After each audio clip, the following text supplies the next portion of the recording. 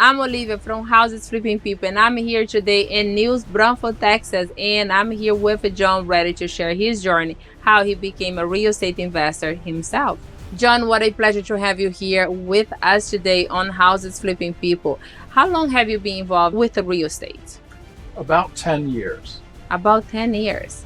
And what made you interested in real estate? I was fired from a job and I didn't want to go through that anymore. And I thought maybe learning about real estate would be a way for me to have a little bit more control over my income stream and my time and not be subject to the ups and downs of the economy.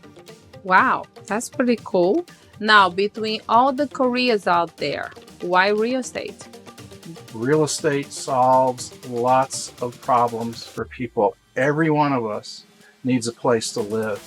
Whether we're rich or poor, we need a place to live. And there are lots of different kinds of real estate enterprises to become involved with. How long did it take you to choose to say real estate is the path that I want to go with? Was there any other career or any other things that was between which one should I do it? Was real estate was your number one and it stayed number one?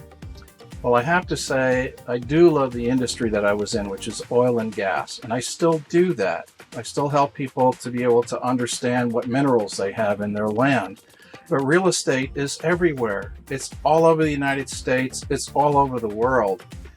I would not disagree with you. I think real estate is the beautiful thing is doesn't matter where we are, which state or city or country, real estate works.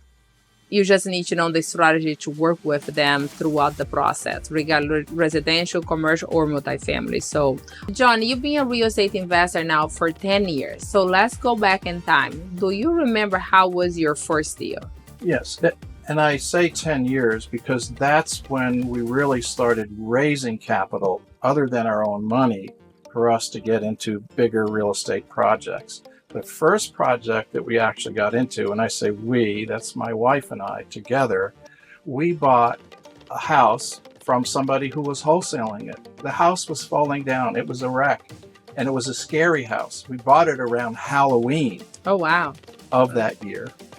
And it was because of a real estate investor association that we had the courage to go out and buy something like that and tackle it and fix it up. And what was the challenge that you faced when you were going through that process? You have to find a team. If you're going to rebuild a house, unless you have all the skills yourself, it's important to build a team of rehabbers, of electricians, of plumbers, your attorneys, your realtors. All those individuals are very important, and you need to work with the community in which they have various kinds of rules. And we learned all that. So with that particular deal, so did you have experience with real estate with your first deal? My father was a realtor for a period of time when I was a young man. Okay. I did have a real estate license when I was 18, but I was a shy kid. I didn't know how to talk to people, and my dad didn't know how to really teach much about real estate other than being a realtor. But I did go around with my father to houses, and my dad did buy a 6-family house, and together he actually had me helping to rebuild the 6-family house. What we didn't know at the time is that it was rent controlled. And it was a real hard time for my father and my family. Wow. So with that particular deal that you bought as your first deal, do you remember any challenge that you had with the renovation by itself? Yes. We were unaware that there were broken cast iron pipes under the house. And even though we did a liquid flush, later when somebody was living in it, the solids built up because the cast iron pipe had cracked under the house. We did not know that. So did you, when you bought that house from the wholesaler, did you fix and flip? Did you keep that house? How was the process? We first fixed it and rented it. Oh. We held it for a little more than a year. And then we found someone who was willing to buy it. It turned out to be a coworker that my wife worked with who needed help. She had gone through a terrible family breakup. She needed a break. She couldn't get bank financing, and we were able to help her by being the bank for her. At that Otherwise, time. she was unlendable. Wow. And do you remember how much money you made with that particular deal? We made a few $1,000s at the time. That was in 2009, or 2010. So that's more than the 10 years ago. But we made about 6.5% interest Okay. on the project. So for a starter, we didn't lose money. We were making monthly cash flow. So with the experience that you have today, if that deal come back to your hand the same way that from back in the day, what would you do differently? I would do more inspections on the plumbing, particularly if it's an older house. We would have hired other individuals than the expensive rehabbers that we use on that house. So we would have saved money, a little bit more money to fix the house up to the same value.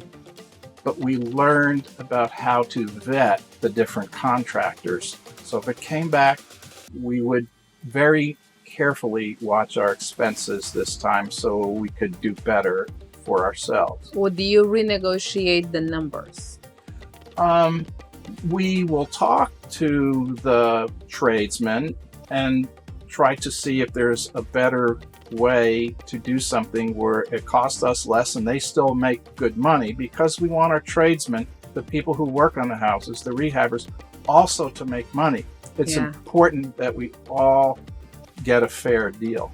Yeah, I agree with you. So, our first deal, we never forget, and we always learn from it. And everyone that I have asked, what do we do different? A lot of them renegotiate the price, bring someone in that does have experience to partner with, and then you're not taking all that load doing a full rehab on your own without the experience and so on. But I'm glad that you didn't lose money.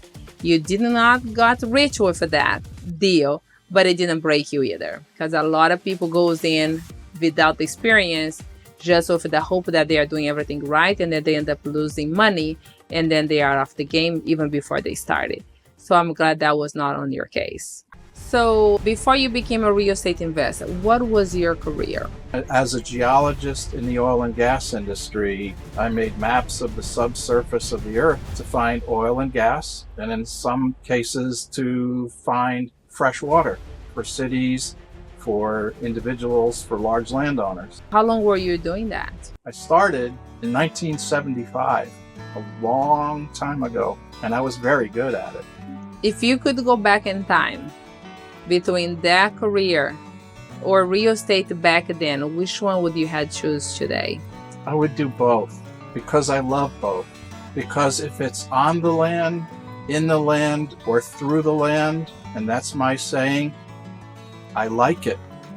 I like solving and finding problems to solve and resources to utilize. So throughout all those years doing the oil and gas, how many deals passed through your hand that you could have had turned into real estate as well?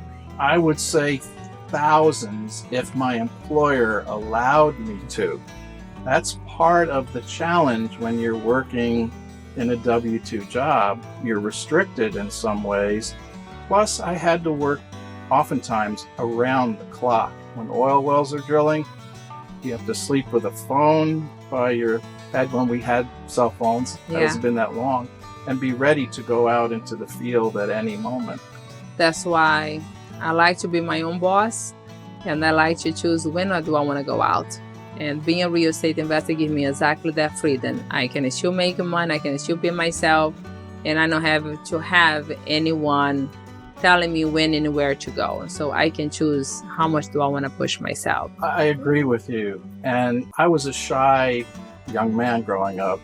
Probably didn't feel comfortable talking with people until I was in my 30s or 40s. That's why it was easier to be a geologist and deal with rocks.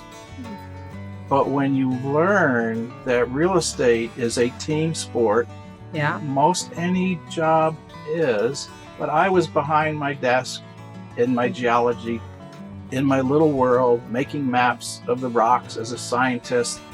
I slowly learned how to relate to people and to work with them. And that takes time, and there's no doubt about it. So what is your parents' background? Well, my mother was a hairdresser. She worked in a coiffure, a fancy name for a haircut place. My dad was in the Army. He was a soldier. He fought in World War II in Europe, and he also be reactivated for the Korean War. So he was a soldier mainly, and then he eventually went back to college to get a degree, and he tried his hand in real estate. And that's where I first learned about real estate, through my dad. But as a shy kid, I did not have the skills or the courage to go out and talk to people like my father was able to do. So sometimes it takes a little bit longer, but we'll come along. I think everybody have their own clock. So I think that's the going back and forth. If we just know our own clock, and time will tell you when you have arrived and when it's time to step up. So when did you told your parents, did you have the opportunity to tell them, hey, I'm going to become a real estate investor? How was their reaction? How was the decision? Well, I was able to tell my mom because she was still alive. My dad passed away before I started in earnest in the real estate business. I think if he were able to hear us now, he would be very pleased that some of the things that he suggested I do in my life, that I'm actually doing them. Sometimes it takes a little bit of time, but again, it's, and our parents tell us, how can we get there faster? I just wish we would have listened to it. And so I'm sure your dad is very proud of you and seeing your success, seeing your journey as a father, as a real estate investor. And what are the things that you are growing up that you see that you have learned from your dad that you put in action today? Never give up. Continue to look for a passion, work hard, always tell the truth, and be a person of your word. If you're a person of your word, people trust you. My dad was an honorable man, and I love him for those lessons that he taught me. And those are the things that there is no price that can pay for that, because those things will grow with it, and we learn from it, and we'll die with it. And we pass through our generation to our own kids, and hopefully they'll get some of our journey, some of our things that we do teach them, because I think every parent wants the best for their kids. So I think your dad is very proud of you. How was the transition between your family when you said, hey, I'm going to become a real estate investor? Were they supportive? Were they confused? How was the kid? Well, our children felt that whatever we needed to do to continue to earn a living, that was up to us. Our son helped us manage some rehabs of houses. And so he liked what we did. He liked the creative part of it, but he does not yet have that time in life where he's ready to do something. He's somewhat of a shy kid himself, like me. Our daughter was already well on her way in her career, and she looked on with interest as both my wife and I continued to work full time because I got reemployed. Yeah. We still needed to do that. We weren't ready to just go right into real estate investing. So we worked full time and we did real estate full time. I'm glad that we did. My wife was excited because learning how to do real estate gave her the freedom of mind and remove fear from what's out there in the future, because I had gotten laid off at least 3 times. And it's heartbreaking. We have one person that is the financial person who are responsible to bring the money, and they get laid off, that we never know when and how they're going to do that. And it's always is the worst time possible that destroyed the entire family, breaking because of all the unknown. And I do love real estate because you can make your own paycheck. You make your own bonus. You want a bonus? Great, let's go do more deals. And we create our own bank. And I do love the fact that we create our own financial freedom. So what was the transaction or the transition between when you told your family? Were they surprised? Did they say, how was the reaction when I say, hey, I'm going to do real estate? How did that came into your guys' meetings? I think they were questioning whether this was just something else that we were going to try, because we had looked at perhaps other businesses. Like what? Well, being a wholesaler for companies that sold vitamins and minerals and makeup and those kinds of things, Amway products. Oh, wow. Right. So all those different things that you hear about. But when we mentioned to them that we would be able to create businesses, create LLCs, that was exciting because we learned how the tax code works. And we don't have to get into the details, but owning a business is one of those keys to help you become really successful in life. And it's not that hard. Yeah. So when you came home, you said to your wife, let's become a real estate investor. Who came up with the idea, you or your wife? Well, after I was laid off and my wife was concerned about how we're going to afford to pay for a house, I said, dear, we're going to go on a vacation. And I said, I want you to listen to a CD. We had a CD player in the car. And it was about real estate. And she said, that sounds interesting. And I said, well, I'm glad that you find it interesting because I've signed us up for a 3-day course. So I was excited that she found it exciting and she was all in. I wasn't sure whether she was going to want to go down that road with me, but she caught the vision, got really excited. And I'm smart enough to know that if my wife is excited about something, I'm going to latch onto her train and I'm going to feed that engine as best I can. And I'm going to be an engine as well. So we went down the road together and it's been a wonderful experience. And I think when you do it as a powerhouse together, you learn together, we grow together. And there is not the disconnection and like, what are you doing now? Why? You grow together. And I think the beautiful thing about the real estate, you can do it with your kids when they're ready. You can do it with your spouse, or you can do it alone. I see so many couples growing and learning together and being happier together. Being the husband, how do you manage to be able to keep you both growing and learning together? That is a great question. And the answer to that is, it was a process for each of us to learn what our skill sets were. My wife, as a nurse, had great people skills. Me, as a scientist, a geologist, I had these analytical skills. So we were a great fit together with our skills. Now, did we have differences of opinions on things from time to time? Yes, we did.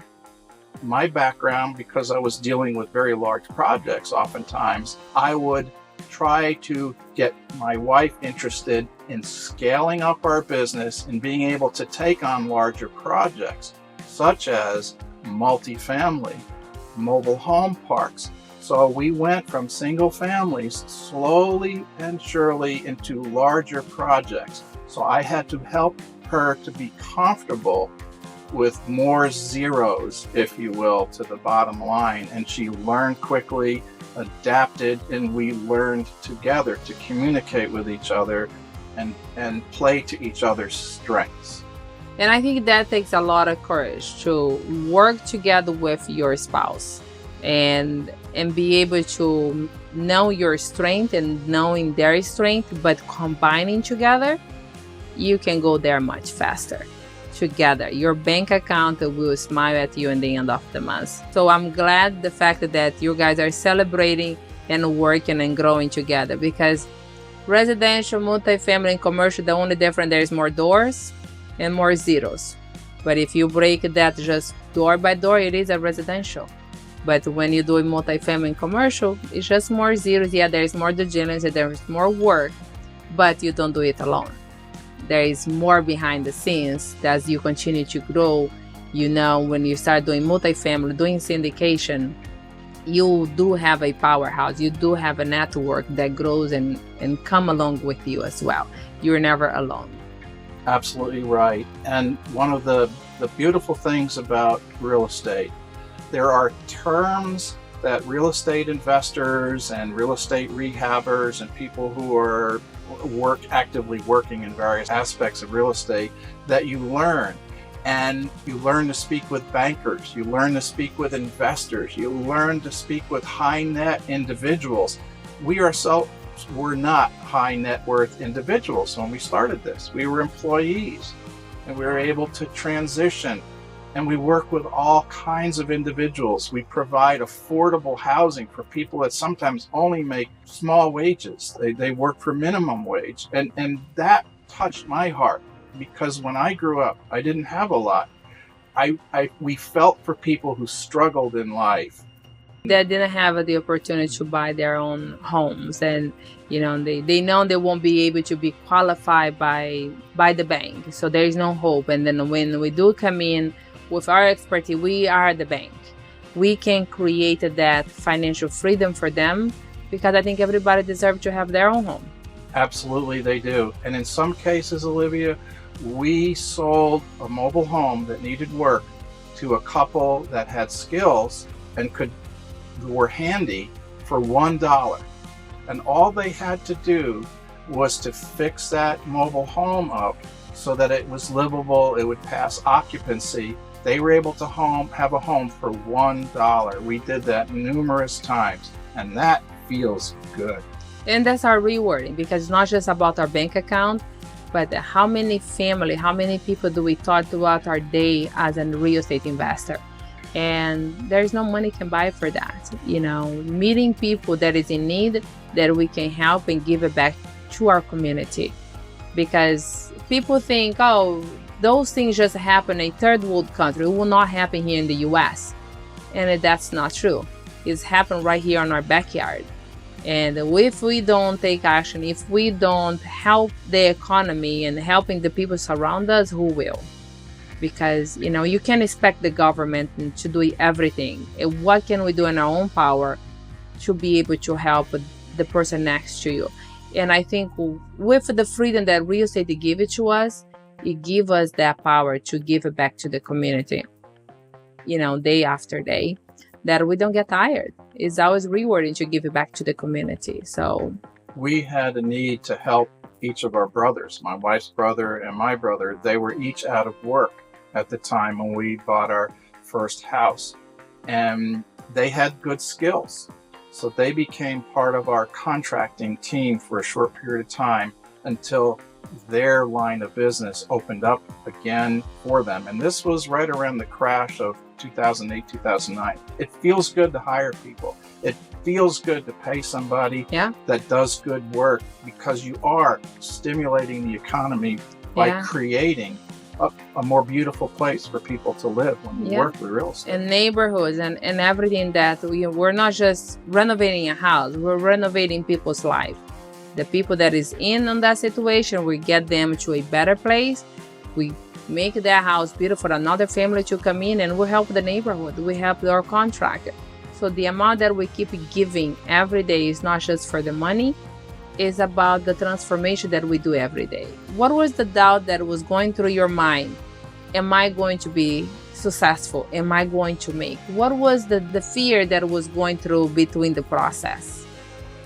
The initial fear was that we would not have enough money to fix the first house or two that we bought that needed a complete rehabilitation. We were unaware that there is a lot of money out there that people have, and they're willing to invest in your projects if you show them that you have the skills and the team that you put together to see the project through. I wondered whether I was overanalyzing it, or maybe I was forgetting something that would come up that I needed to fix that I was completely aware of. I didn't know how to talk to a bank, so we hired coaches that helped us to learn what banks would need to lend to you in order to do projects. So in the beginning of anything that is new, we always have fears. And if we don't have fears, if we don't make any mistake, that means you're not growing. And when we stop growing, that means we're not learning, we're just going downhill. So I think having fears and making some mistake is a normal thing in our lives.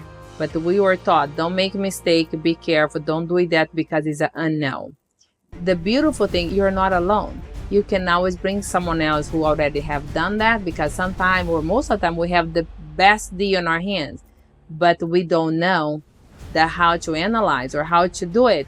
Then bring someone else for the ride to partner with you, for you not to do everything alone, take all the risk alone, because bringing someone else in that has more experience than you and partner with you, it takes that fear in a much lower level than you doing everything, learning everything on your own. So how often do you partner with people when it comes to the real estate? Well, we partner now with other people's projects as passive investors. We've earned enough and saved enough that we can do that. And then if there is someone who is doing a rehab and they have a good idea and they can present the idea to us, we will be lenders to them at a fair interest rate for their rehab money. And there are attorneys in our group, in our network, who can help put an agreement together so it's safe for both us as the lender, if you will, for the rehab money, and also that individual who is doing the project. So it can be anywhere from a small project, a multi-million-dollar deals. And that's the thing. You don't have to do it alone. There is always people that will come along with you financially, boots on the ground, regardless if the deal is small or bigger. But you do need to have what? The network that you can make a call and say, hey, would you like to partner with me? And having someone with that power team, with that background, it does give us the ability to be successful and to grow, to get to our own destination much faster. So that's what I love about our network. So now that you have all the experience, why do you still partner with people? Because they need someone like me and my wife to help guide them so that they don't make the same mistakes that we made along the way, but they can also, we share with them our successes as well, why we were successful in the project or what the pitfalls were. We like to bring people along because as you build a team and you're successful with that individual or that team, you build a family of sorts. It's a network that can continue to go on for years. We still have investors from 14 years ago, our very first house that we did before we actually got into the real estate business, who are still with us to this day. We travel together. We've been to each other's kids' weddings. It became part of the family. It became part of the family. And I think that's what it is. Real estate is not just a transaction that happened at the title office. This is people that we work, that we brainstorm, we bring deals back and forth, regardless of residential, commercial, or multifamily. The reason I like to partner is because my strength is not on every single subject on the property. I like to do it only the thing that I love and the thing that I'm good at it. And the thing that I'm like, I don't like much the transaction. Guess what? I am going to partner with someone who loves being the transaction coordinator, to keep managing all the paperwork and so on, and all the things that I'm like, I can do it, yes, but I don't like to do it. So why am I going to do it? I'd rather go find more deals for me to be doing the thing that I love versus trying to do everything that I struggle, I don't like to do it. And real estate to give you that flexibility. There's so much to learn and grow, but you can decide when and the how. And I'm just now, I only do the thing that I'm good at it. And I am learning the other things, but I'm still partner with other people because it's much more fun. It's less stress. I like to sleep at night. So that's why I do partner. And we all make money in the end of the day. Yes, and there's the saying that says there's no I in team. That's maybe a trite saying, but it's true. You work together as a team and you go further as a team.